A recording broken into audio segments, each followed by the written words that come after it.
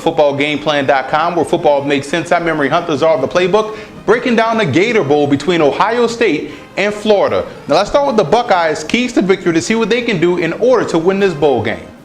You look at Ohio State's offensive line. I know you want to focus on the 40 sacks, and that's a huge number, but a lot of times Braxton Miller runs himself into sacks, but I still think the Buckeyes have a solid offensive line. Now, against Florida, you're going to have to play power football. You're going to have to get out of that spread formation and run a lot more plays out the eye, out of power eye, to really lean on that defensive line, because if you make it a speed game, Florida has a definite advantage, and they can make it a track meet, and that's something that you don't want if you're Ohio State. Offensively, it's all about sealing the edge. You want to force Rainey and Demps to be inside runners. If you allow these guys to get to the outside, lights out, touchdown, and it's going to be a shootout. But you have to make sure those linebackers fill gaps. It's all about gap control when playing a team like Florida. Otherwise, you could be in for a long day.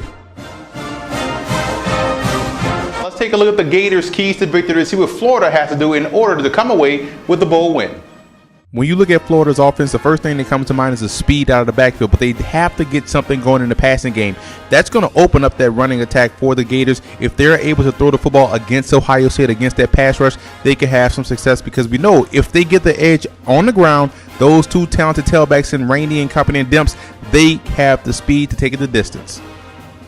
Defensively, they have to play contained versus Braxton Miller. This is a guy that is outstanding outside of the pocket. If they can hold their own against a mobile quarterback like Braxton Miller, they're going to force a freshman to play consistent from the pocket. And he has completed more touchdowns than interceptions, but let's see how can he raise that percentage. Florida's D-line is very talented. I want to see them contain this young man and not allow him to extend plays, and that's where Florida can have an advantage.